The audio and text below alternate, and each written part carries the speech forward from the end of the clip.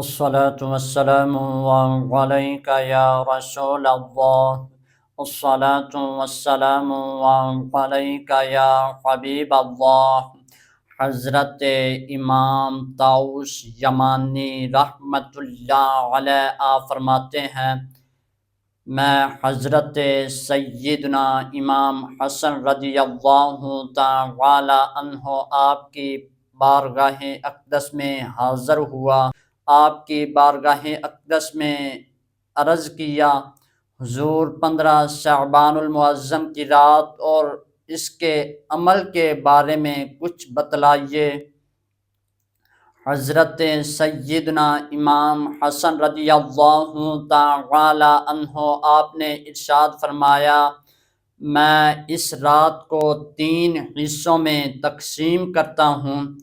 ایک حصہ اپنے نانا جان امام الانبیاء رحمۃ للعالمین صلی اللہ علیہ وآلہ وسلم کی بارگاہ اقدس میں ہدیہ درود شریف پیش کرتا ہوں.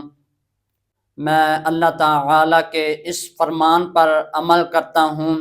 اللہ تعالیٰ نے قرآن مجید فرقان حمید میں ارشاد فرمایا، ان اللہ وملائکتہ یصلون علی النبی یا ایہا الذین آمنوا صلوا علیہ وسلموا تسلیما. بے شک اللہ اور اس کے فرشتے نبی اکرم رحمت للعالمین صلی اللہ علیہ وآلہ وسلم پر درود و سلام بھیجتے ہیں. اے ایمان والو، تم بھی نبی اکرم رحمت للعالمین صلی اللہ علیہ وآلہ وسلم پر درود بھیجو اور خوب سلام بھیجو. پھر فرمایا، میں دوسرے حصہ میں استغفار پڑھتا ہوں. پھر فرمایا، میں تیسرے حصہ میں نفل نماز پڑھتا ہوں. عرض کی، حضور جو شخص یہ عمل کرے اس کو کیا ثواب ملے گا؟ حضرت امام حسن رضی اللہ تعالی عنہ آپ فرمانے لگے، میں نے اپنے ابا جان حضرت مولا علی شیر خدا رضی اللہ تعالی عنہ سے سنا.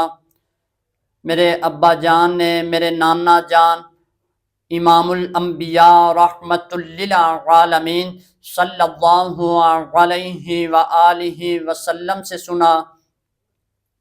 حضور رحمت للعالمین صلی اللہ علیہ وآلہ وسلم نے ارشاد فرمایا، جو شخص 15 شعبان المعظم کی رات کو زندہ رکھے، یعنی اس رات عبادت و ریاضت کرے، رب کو یاد کرے، اس کو مقربین میں لکھ دیا جاتا ہے. آئیے ہم بھی اس رات کو وحدہ لا شریک کو یاد کریں. اس رات کو حضور رحمت للعالمین صلی اللہ علیہ وآلہ وسلم پر درود و سلام بھیجیں. اس رات کو اپنے وحدہ لا شریک کی پاک بارگاہ اقدس میں آہوزاری کریں.